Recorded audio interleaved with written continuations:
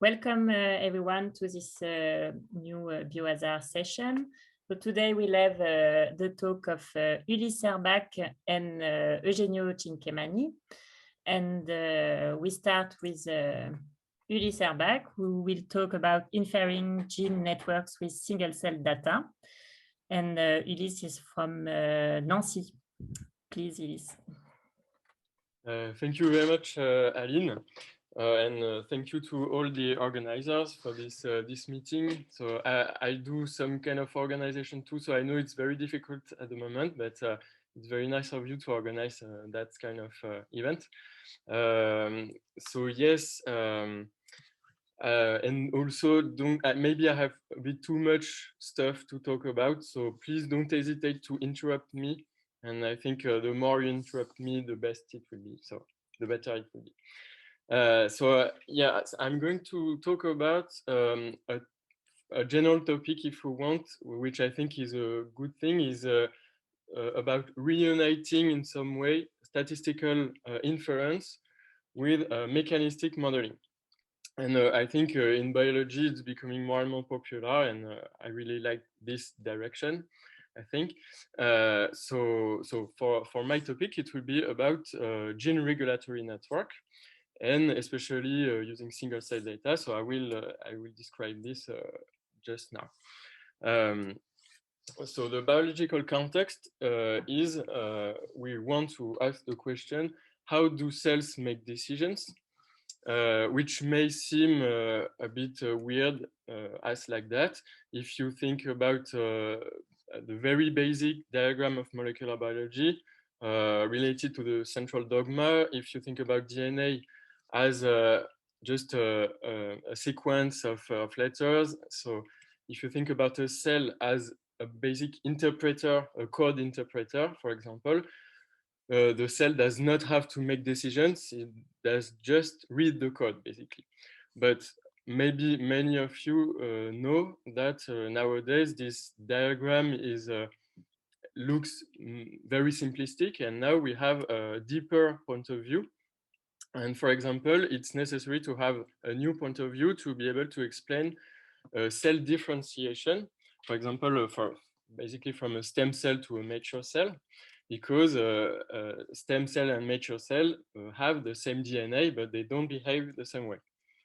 And so this leads to the kind of basic idea of systems biology, which is the behavior of a cell is not a trivial property, but it's rather an emergent property from interactions between genes. So on this diagram, you can really think about adding an arrow from proteins to DNA, which represents the influence of protein levels in the cell on the DNA transcription and also translation. So we call that a gene expression. So all cells in an organism have the same genome, but they don't express the genes the same way.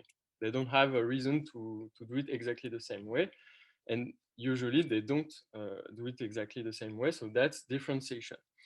So because it's a biohazard, so I have to speak about some stochasticity. And fortunately, this is the right point to talk about stochasticity, because now we know that gene expression is a stochastic phenomenon. So I will give you some kind of arguments about that. So you can there is a change of paradigm from some decades, a few decades, not so old, but now we are in 2021, so it's kind of old maybe. So if you look on the left side of this scheme, there is the so-called old school paradigm, which is if you look at the little cells on the top, at the beginning they are white, so maybe one type, and then at the end they are going to be blue, so another type, another cell type. And the old school view is a kind of continuous view, like all cells behave the same way from white to blue, so going through a kind of light blue color. And this is a on a molecular viewpoint, you can see it as just a basic shift in the histogram. So this sequence of histogram could be the movie of gene expression. So it could be the marker X could be a protein level, for example, and it would be the histogram of a protein level. And of course, this happens in many situations, but there is another situation which is on the right side, and you can see that cell can also go from white to blue, not continuously, but more heterogeneously, sorry. And so you have some cells which are going to stay white and some cells which are going to stay blue, but in a stochastic way or in very strong way, they are going to change drastically their type. So it's much less continuous. And on histograms, you can see that you have a bimodality of the expression level. So now this is well observed, but it's important to keep in mind that if you just look at population or bulk data, which is basically the average of this histogram, you just cannot distinguish between these two scenarios because they have the same expectation, if you want, the same mean value. So of course, the change of data brought this new paradigm. This is really, it's like the microscope, for example. At the beginning of the microscope, biologists saw plenty of stuff which were not even expected, and now it's the same stuff with single cell data. So just to compare basically population data, you take, for example, several millions of cells, and you take you just mix them, and you get, for example, gene 1 and gene 2, so 2 protein levels, and you get 1 point representing the average of several million cells. If you repeat the same experiment in the same condition, you will just have technical noise, which is very Gaussian, very nice. But if you want to get biological variability, you're going to have to change conditions, which people do very often, but it can be very costly to change biological conditions. And now with single cell data, so the post-processing is almost the same, but at the beginning, the principle is that you are able to isolate cells by microfluidics, for example. So very sophisticated devices, and with only one experiment, you have so many points, and on this scheme, each point represents one cell. Okay, so each cell has gene 1 and gene 2, and you can see that the levels are not the same. So basically, variability looks kind of important. And also, you can see on this toy example that subpopulations can appear. Here you can see some like 2 clusters of points, which could represent what we call molecular phenotypes, which you for sometimes or many in many situations you cannot see it visually on a microscope, but you can see it molecularly with protein or mRNA levels. So I will just show you a movie that I really like, because there are some situations when actually you can see it visually, that the phenotype is changing, and it's changing in a stochastic way. So the reference is here, and I will just show you the little movie. I hope, do you see my screen? Okay, great. So it's going to be a short movie of 2 cells. So they are at the bottom, and you can see that they have a particular shape, which is what we call like symmetry. There is an axis of symmetry, so they are polarized, and they can have another shape which is just round, a basic round. And so these 2 shapes correspond to 2 types. And so if you want the classical paradigm, the continuous one, would tell us that they are going to go smoothly from the polarized type to the round type. And actually, I will show you the movie, and you're going to see that it's absolutely not the case. You can see that they are really switching in a stochastic way from round to polarized, and so on. And so the time is a bit accelerated, but you can see that they do many switches before somehow stabilizing to a fixed state. And of course, they can also divide, but they really can change their type without dividing or before dividing, which is very important for me. Cells that do not have to divide to change their type. So okay, so this is the movie. I really liked it because it's very visual. Okay, so let's go back to the. Ulysse, Yeah. There is a question from Eugenio. Okay. He asked what those cells are. Okay. Thank you for the question. So so you can look at this very good paper in PLOS Biology if you want. There is a reference. These are human cells from the blood, from umbilical cord. So you know the thing you cut. I'm not very good at pronouncing in English, but it's cheap to get because people don't really want to keep it. So you cut the umbilical cord and you get the blood, and you have some stem cells, but these are particular cells, etc. So if you want details, please go to this paper, which is very interesting. Actually, in this paper, what is interesting is they don't just plot the picture, but they also relate this to a small gene regulatory network, which is non-trivial. Okay, so I hope I was able to convince you that gene expression is a stochastic phenomenon. And so we can also relate this to a modern view of what is called Waddington landscapes. And so maybe you know very well Conrad Waddington, which so very early, so in 1942, he did this drawing, which represent the cell types as a kind of attractions or valleys in some landscape. And here you can see that it really looks like bifurcation diagrams, if you like to do that in ODEs, for example. But here you add some information about the shape of the landscape. And so you have a first bifurcation. So the cell is seen as just a little ball, which is going to roll down the valley. And it can take several paths. And each path would correspond to a new phenotype or a new cell type. A cell state, we prefer to speak of state rather than type, to emphasize the fact that it's dynamic, it's not fixed. And what is interesting nowadays, so this picture is very interesting, but it's quite limited because it's just a metaphor, if you want. But nowadays, what is very trendy is to interpret this landscape in terms of mechanical physics or statistical physics. And you can think of it as an energy landscape. So I represent a basic projection here, and here the red line represents an energy level.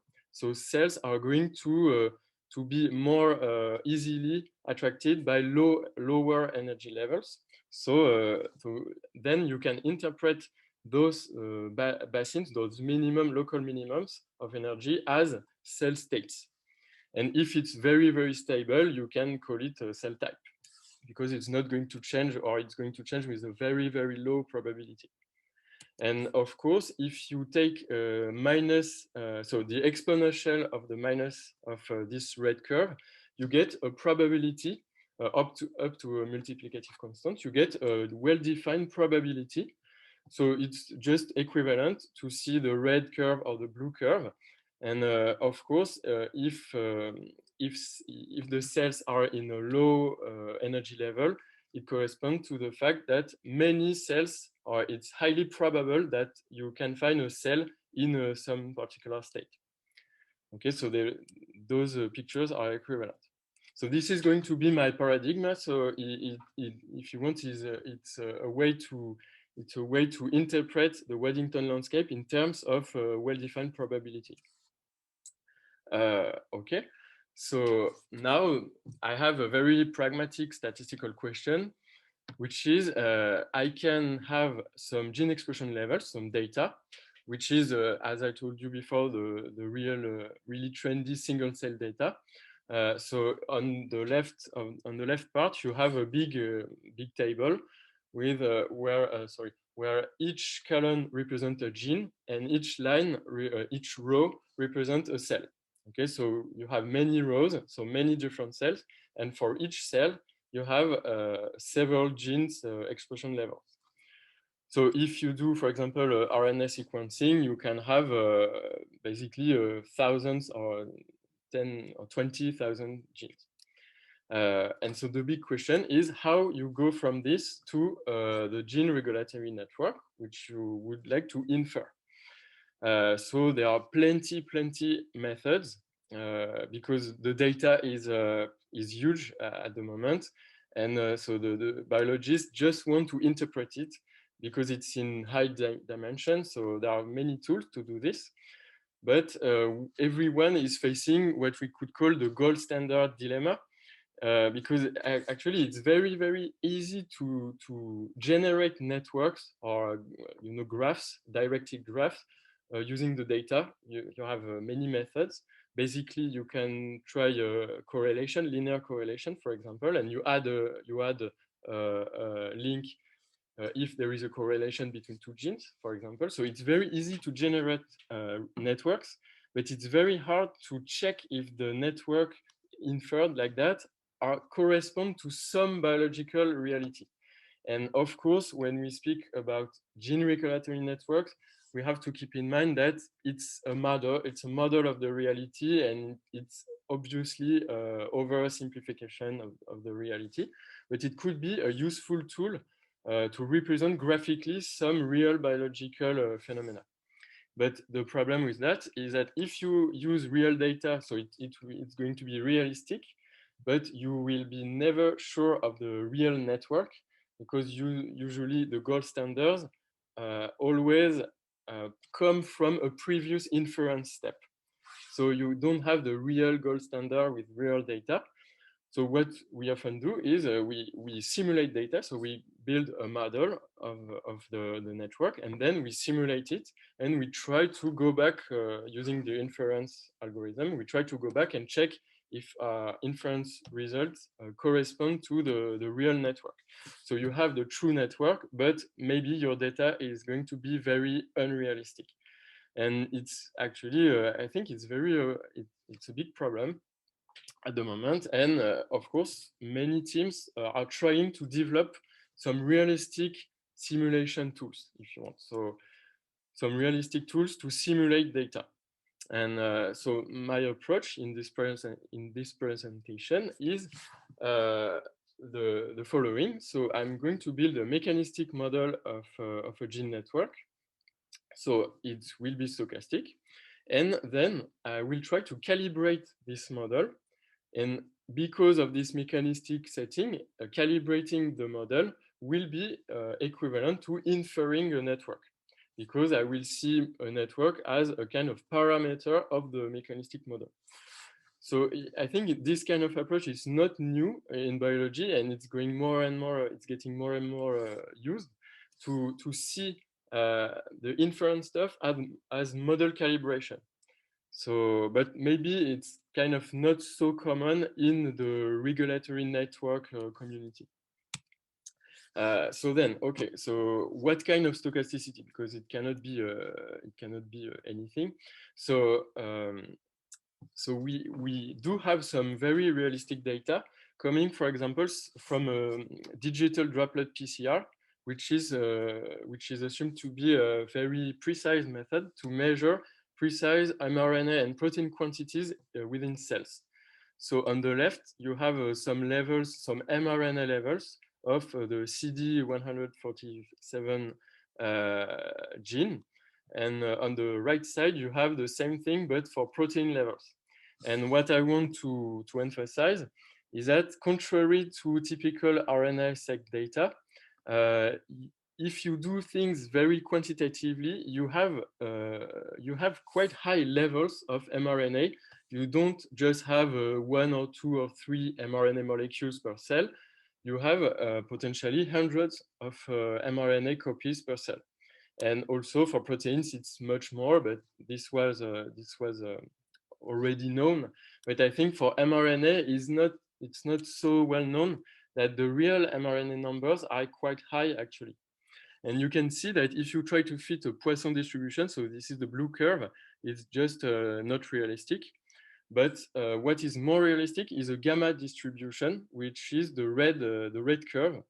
So basically the gamma distribution looks very good in general for this kind of data. So both for mRNA and protein. Okay. So typical distribution are not Poisson but gamma, and sometimes you have several modes, as I showed you at the beginning, and it can appear as a mixture of gamma distribution with several parameters. So you have two modes, for example. And so mRNA, it can be on the order 10 to the 2 and protein 10 to the 5, for example. I say this because I'm going to use the fact that actually you can neglect the discrete counting of mRNA molecules and protein molecules. Okay, so now the most important part is what mechanistic model can we try to build to deal with this data. So the basic building block, so it's going to be a very modular stuff. So I'll start with the building block, which is a well-known model. So Eugenio, I think he knows very, very well this kind of model. So it's the two-state model. So on the left side, you have what we call the promoter of the gene, which is a small region which is responsible for the starting of transcription. And so the model says that there are just two states, one off state where nothing happens and one on state where the gene actively produces mRNAs, and there is a train of mRNA, so a high number of mRNA, which is going to be produced in a small amount of time. And then this mRNA is routinely translated into proteins. And you also have degradation. So I don't know if you're familiar with this, but on this diagram, each arrow corresponds to a well-defined chemical reaction. So I won't be very precise on this, but so you can think on this using master equations, for example, and the Gillespie algorithm. And so, but the basic stuff is that this model is obviously simple enough to tackle it mathematically. So this is the reason I use it. And also, which is important, what is important to keep in mind is that here, K on and K off, which are rates, transition rates between the on and off states, represent many underlying reactions. So for example, if you know about chromatin dynamics, it's really going to be inside this K on and K off. So I will have to sum up these dynamics inside some basic parameters. And this model is kind of realistic because it can reproduce data when set in bursty regime. So bursty regime is when K on is much smaller than K off. So the gene is almost always in off state, but sometimes it's very in a short period of time it's in on state, and then because S0 is very high, there will be a high number of mRNA produced. So you have what you call a burst of mRNA. And then you have at the stationary distribution, you have a gamma distribution, which is consistent with the data. So the first simplification that we can do is that actually there is only one rare species, which is the promoter state, which is only 0 or 1 molecule. And then mRNA and proteins, as I said before, they can be treated. It's not a too rough approximation. They can be treated as continuous. So I will take very basic ordinary differential equations that you see here to treat mRNA and proteins. But you see that the promoter state is going to have a big impact on the following equations. So here's a sample trajectory. So you can see the promoter states in bursty regime, and then mRNA levels and protein levels. So this is for one gene, but of course, what we want is a network. So you take this basic building block, and then you add some interactions between genes. And the principle of my model is to say, to have the assumption that the interaction are going to be on K-on and K-off. So now they are going not to be constant anymore, but they are going to be functions and functions of protein levels, which, if you remember at the beginning of my talk, it corresponds to protein levels having an influence of DNA expression or gene expression. So, and then, of course, because I want to do inference, I will have to make the assumption that my function K-on and K-off are totally, if you want, characterized by a nice matrix, which I call theta, and theta ij would quantify in some way the strength of the action from gene I to gene J. Okay, so if the matrix is the zero matrix, all genes would be independent, and otherwise there would be interactions. So, and then you can have this nice representation, which is more, if you want, more coarse grained.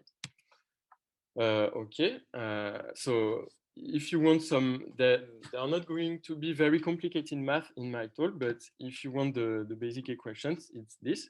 So you have all the levels. So for a number n of genes, so now the number n is going to be the number of genes. And then I have a process, a stochastic process defined by those equations. So I have 3 times n equations to satisfy. And of course, if you like, for example,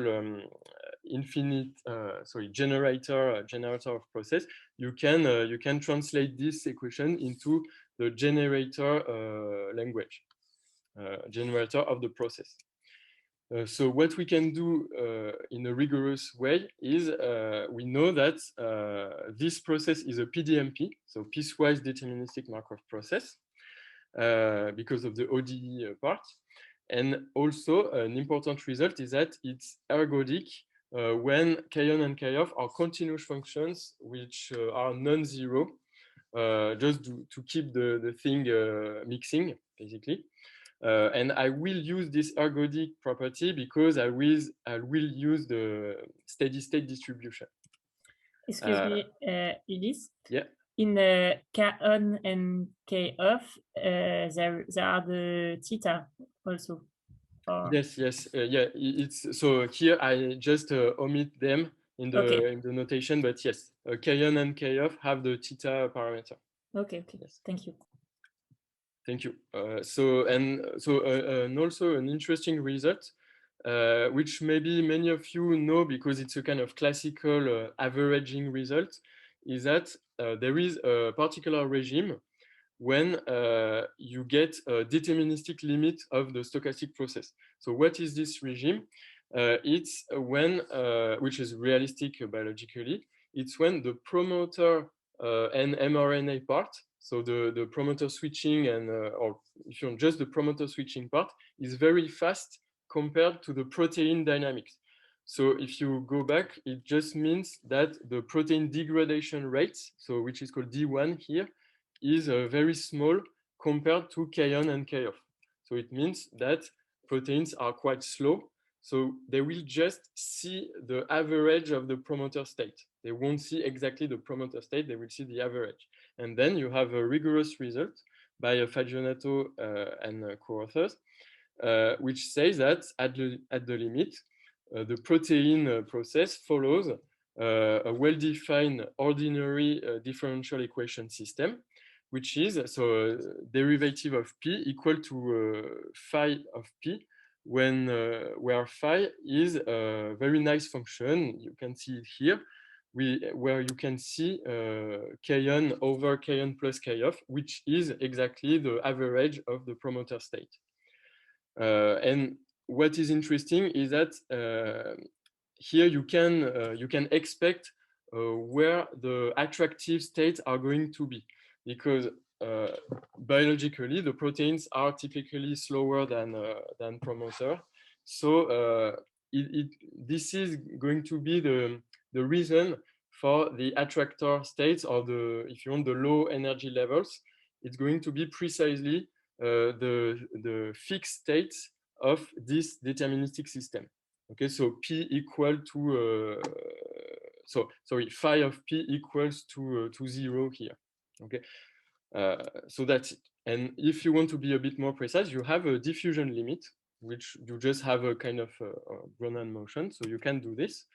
But for this talk, we place ourselves in the case where we have some difference between the rates. So the proteins are slow, but not too slow. So we don't pass to the limit, we keep the PDMP. Actually, the PDMP is not more complicated than the SDE. And actually, it's a bit simpler than the SDE. So I want to keep the PDMP paradigm.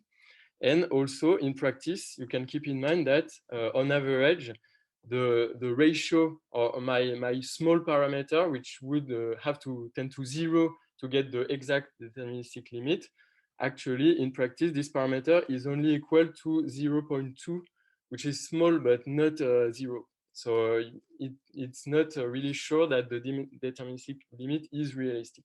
It's better to keep the PDMP, but the deterministic limit is interesting to get intuitive insight into the attractor state. So just a simple example, the famous, really famous toggle switch. So you have two genes, so they have a negative actions on each other, and also you can add some self-activation. So they like to reinforce themselves. So you have the green stuff is one gene and the red stuff is another gene. And what is interesting here is that I am exactly on this kind of regime where you can see that the precise promoter state is not so interesting. Which is more interesting is the promoter frequency. Is it a low frequency or a high frequency? And so, for example, the red gene at the beginning, it has a high frequency of promoter, so you have a high protein level. And then, because of stochasticity, there is a switch between attracting states. And then the red promoter switches to a low frequency mode. And so the protein is going also to a low level mode. So this is my view. I want you to have in mind for the later example. Less trivial example, you can have a network with 4 genes and a stimulus. Because typically in experiments, what we do is that we put cells in some very nice medium. We wait for a stabilization to occur. And then at t equals to 0, we apply a perturbation. So basically, we change the medium. So cells are going to be very perturbated, and they will try to adapt to this perturbation. And this is the time where we can see some interaction. We expect that we could see some interactions at the beginning of this perturbation. So here you can see that on the bottom picture, on average, this is totally logical because okay, the gene 1 is the first one affected by the stimulus. So this is the first one going up, okay, both protein and mRNA. And then you have gene 2 and gene 3, following the same augmentation, but after. And then because of the retroaction, you get what you expect on average. And what I want to emphasize is that for a single cell, it's much more variable. So this is the top picture. So I want to emphasize that the definition of average cell is kind of I don't know, it has no meaning because the average cell just does not exist. You can take the statistical average, but every cell are going to be far from this average. So this is important to keep in mind. Okay, so then, yeah, now I start the tricky stuff if you want. I do some simplification because of course I want to do mathematics, and then I will have to do some simplification, but I will always keep the mechanistic viewpoint in mind. So when proteins are slower than mRNA dynamics, we have an intermediate simplification corresponding to just removing the mRNA levels from the equation. So here you can see that promoters are directly acting on proteins, which is still okay. I will show you a picture. It's still okay. And actually, my current work consists in proving that this is not a rough approximation. This is a satisfying approximation. And then also, at the same time, when you do this simplification, you have what is called a quasi-steady state approximation in chemical, not in probability, but it is called quasi-stationary approximation in chemical kinetics, which is you just say that conditionally to protein levels, mRNA are following their stationary distribution regarding their parameters. So as I told you before, it's going to be gamma distributions where the parameters directly correspond to K1 of P and K of P. So this gamma distribution is the analytic solution for one gene, if you want, and because conditionally to proteins, this approximation tells you that mRNA are independent conditionally to proteins, which is very important for what follows. And of course, the reduced model is still a PDMP with the same properties. You still can do the deterministic limit and it will be the same. It's not hard to see.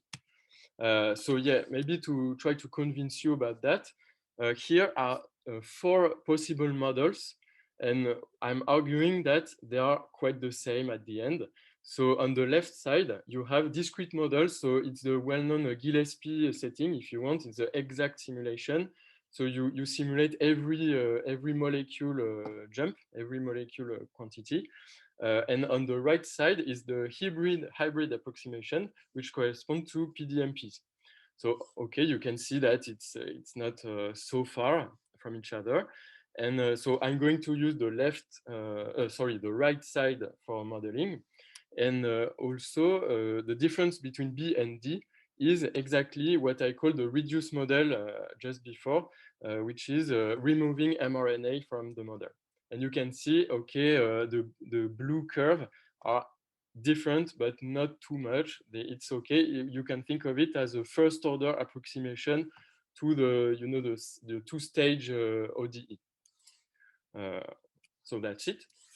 And now now the aim, so you can do plenty of simulations with that, which is very nice.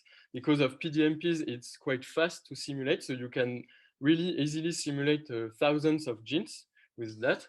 But now the problem is the inverse question. So given data, how could we calibrate this model? So if you remember, how can we calibrate the theta parameter for interactions?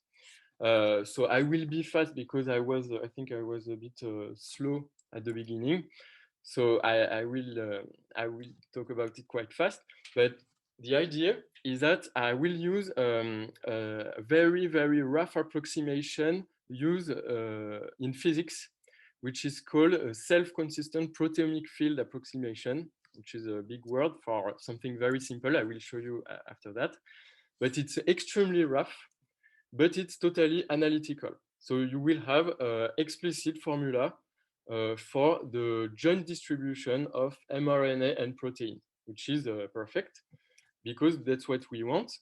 The idea is that given this distribution, you will use it as a likelihood, statistical likelihood, to be maximized with respect to the theta parameter.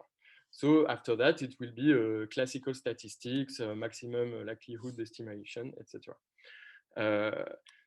The tricky part, and it will be my open question at the end, but the tricky part is that we want to use the time information because, as I told you before, this rough approximation is based on a the stationary distribution, but I want to use the transient dynamics because it will be totally silly not to use the timestamps of the data. So I will replace for each snapshot of the data at time points, I will replace my theta parameter by the same matrix, but depending on t, and which I will call a variational parameter. And I will optimize this alpha of t for each time. And then I will try to gather each alpha to get a network represented by theta.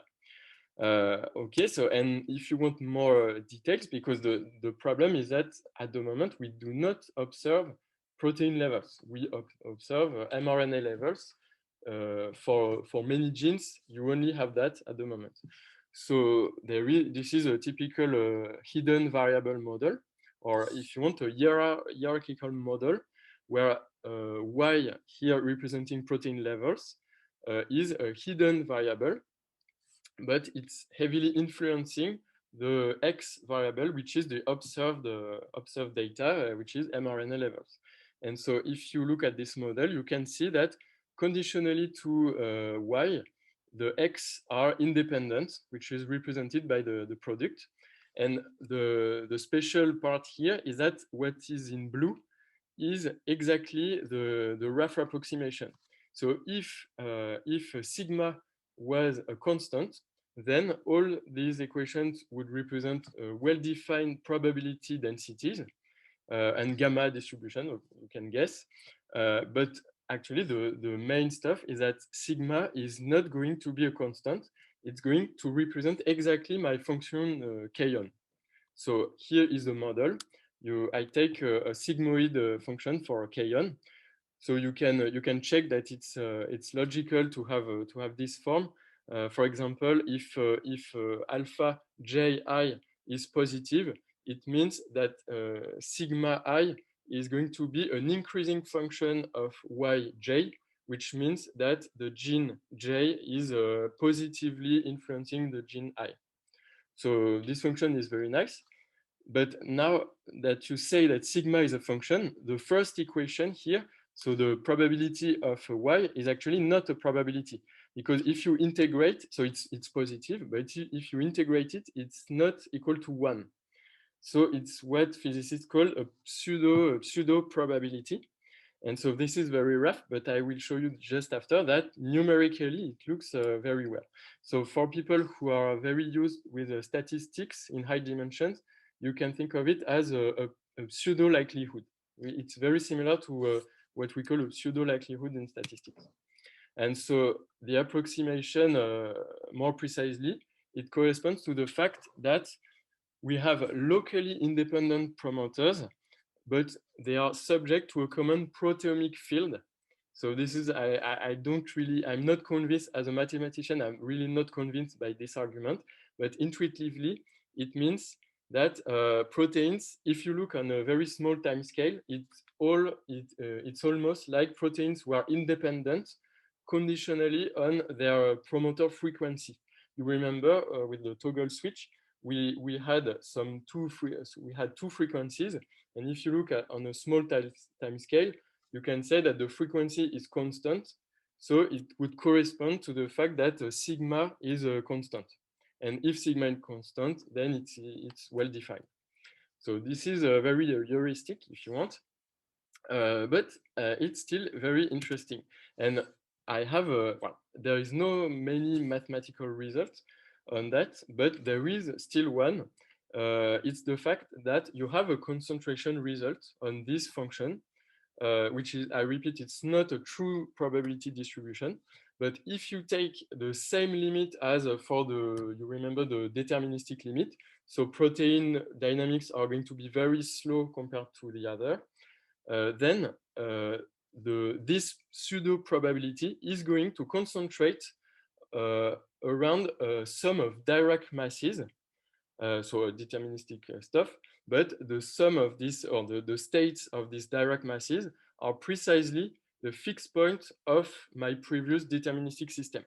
So it says, okay, it is very rough, but at least my modes of my pseudo distribution will correspond to the true concentration points of my PDMP. And this is a numerical illustration. So on the left, you have the true distribution estimated by Monte Carlo simulation, so plenty simulation. You have the true distribution for a toggle switch.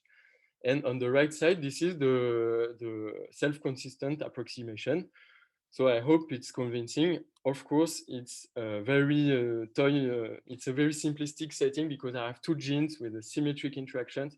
In practice, it's not always as good, but at the end, it's quite satisfying. And so I will directly switch to the end of my talk. So just to sum up, then the algorithm is you can just look at the center scheme, so step 2 of my algorithm. Because I have a latent variable, so why the protein level is a latent variable, I'm going to use a kind of EM algorithm, so expectation maximization. But here, there is even another rough step, which is that I'm going to replace the exact expectation step by a hard expectation step, meaning that I will approximate an expectation by a mode of the protein. So if you look at the gray curve as the energy level, conditionally to the actual parameter, I will push the protein at the bottom of the landscape to take the mode of the distribution, and it will emulate the expectation. And then, given this expectation, I can do my maximization step as usual for likelihood. And then what I take is, so I have for each time step, I have a different value for the matrix of interactions. And then for the moment, I will only, the gathering algorithm is really simple. I take the maximum value in absolute value. I take the maximum over the time steps to get my definitive matrix theta. So this is represented by step 3. So now I'm just going to end with an application to real data. So actually, it gives some good scores, but it's not a statistical talk, so I won't talk about this, but it's okay. It's not the best algorithm ever, but it's not too bad. And what I really like with this is it has a mechanistic interpretation. Because once you have the network, it really means that you have calibrated in some way your mechanistic model. So then you can do simulations, which was my point at the beginning. So this is an example of data. So this is very nice data set by Semro and co-authors. So just an example, you have 3 genes. So the first gene, as you see, it's going to decrease with time. The second gene, we don't know really what it does, and the third gene is going to increase. But you have almost 20,000 genes, so I don't represent everything. But I applied my algorithm to a subset of 41 genes, which was already considered in Semro. And this is what we get. So on the left side, you have an output of the algorithm. So you have the classical representation. So every node is a gene, and then you have nice little arrows from some gene to other. You have the stimulus also, because they applied the stimulus. And what I find interesting personally is the B part, which is on the right side. It's because of the time information, you can represent the time where the interaction was statistically detected. And what is interesting is that you really can see the information of the stimulus propagating throughout the network. So you can see with colors, you can see that it goes from the stimulus to other cell types. So if you look on the color of on the left side, you have blue for a cell type, orange for another one, etc. And you can see that the information propagates. And then at the end, as I said, you can do simulations. So for this calibration, it was not too bad. I can reproduce the data in some way, at least the marginal distribution, which is represented here by the red histograms. So now we can make predictions, which is the good point with the mechanistic modeling. So I can make predictions about some knockout, for example, and say, can we test the prediction with the real data, which is, I think, the very, very important stuff in science in general. It's to make predictions and then being able to challenge them. And then I will just end up with an open question, as I said before. Is the time information. So I use a very, very rough technique here, but I'm really not satisfied at the moment. And if you guys like to talk about how to gather several graphs So for each time, I get some graph representing some statistical dependencies between genes at a time point. And so I really want to find a kind of optimal way to merge several graphs corresponding to a dynamical evolution on the graph. Okay, so that's it basically, and thank you for your attention. Thank you very much, Ulysse, for this nice talk. Are there any questions for Ulysse? Eugenio, please go. Yes, thank you. So thank you, Ulysse, for your presentation. Two questions. The data you ran your inference algorithm on was simulated itself, or it was like real data? So this one is real data. Real data. Okay. Yeah, this is why it's interesting for me.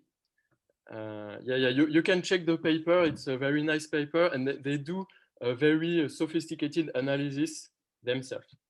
And so you have an idea how close your estimates are with the true network?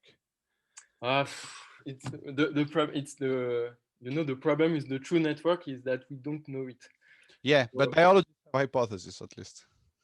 Well, maybe so. Maybe I won't have a very good answer to that, but at the moment, what I can say is that, as you can see, so my subset. So I only applied the algorithm to the 41 gene subset, which were selected by the paper or in the paper. Because they had a meaning in terms of several cell states. So you can see that at the beginning, all cells have a pluripotency state, and then post-implantation epiblast state, then extra embryonic endoderm, and then neuroectoderm. And what I can say is that, interestingly, the dynamics of what I infer for interactions really corresponds to the dynamics from the first pluripotency states to the specialized states. So because for my inference, I don't have the colors. If you look at the colors on the left side, I don't have them in my inference algorithm. But then if you look on the right side, you can see that there is some logic. Okay, it's consistent with the fact that the cells progress through an order of differentiation. So I hope it's kind of convincing. I'm not sure if I have a better explanation at the moment. I would be glad to discuss it maybe. It's good enough. Thank you. And I have another question. In your opinion, to what extent is your approach exploiting the stochasticity? I mean, turn another way. If you take a gene network reconstruction method that is based on a deterministic model, and then you try to run it on the same data, to what extent do you think your algorithm could do better than that, because it really picks up features that you cannot see based on average data? So very good question. So actually, we are at the moment we are trying to write a paper about that with Olivier, who is here, and Elias Ventre also, and other people. So I think we will have stuff to say about that. But what I can say now is that it's complicated because it depends on what data, because if you want to have the true network, you have to simulate data. And usually, of course, people test or benchmark their inference techniques using their own paradigm. So some usual techniques for inference will use simulated data using a deterministic paradigm or almost deterministic paradigm.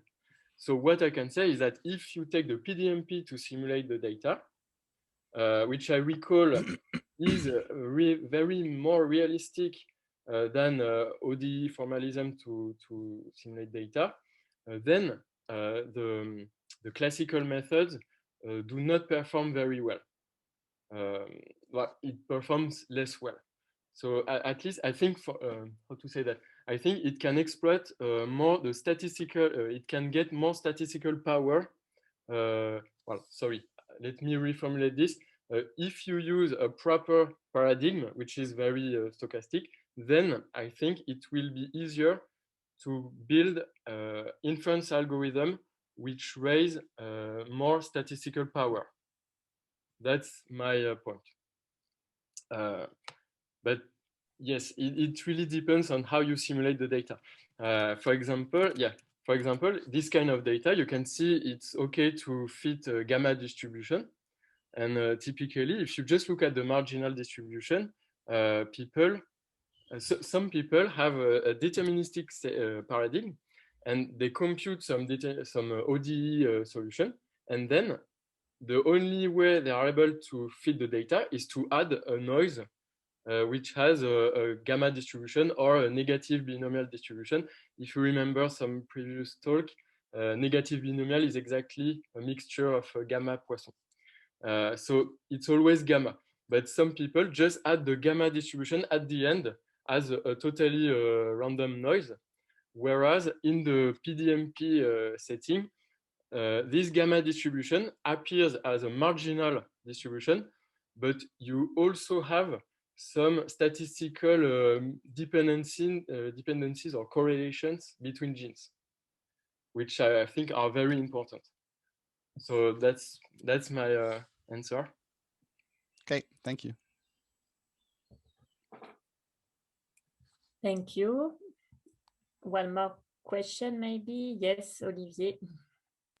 Yes, to keep in line with this first question regarding marginal distribution versus more complex, like 2D distributions. I don't remember when you try to fit the data, do you try to fit only the marginals at that stage, or do you try to fit more complex dimensional distributions? So okay, so the model, the algorithm here is using the whole joint distribution. The full generate the full distributions.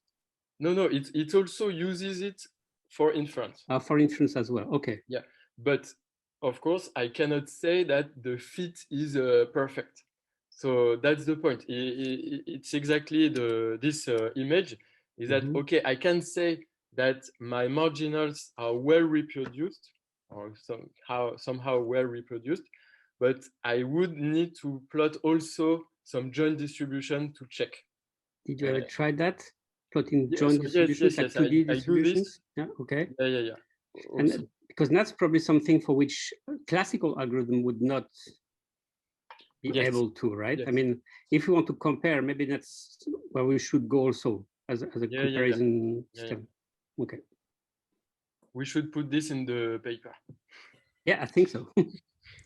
As a comment, if I may, the data providing you with correlations within the same cell are recent. I mean, techniques are a bit more complicated. Very often you don't have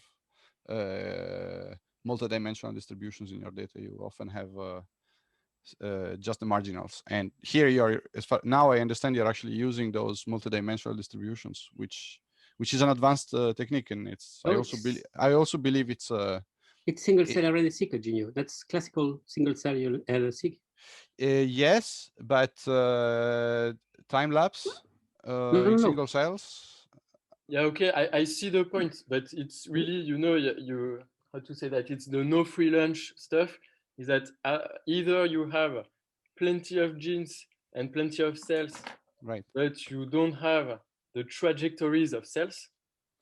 Either you have some real nice trajectories, but you have only some genes for some cells. Maybe I'm not specialist, but I think that you, Eugenio, are really more specialized in reporter technologies to follow the trajectories. Yeah. I wasn't a comment to take anything away from your work. I'm saying that I think that is the type of data that can give most information. Yeah. So of course we would love to be able to gather the two, to merge the two viewpoints. And I think there is a need for techniques to use both types of data. I think it should appear in someday. Okay, well, I will have another question on the data, but maybe it's time to stop. Okay.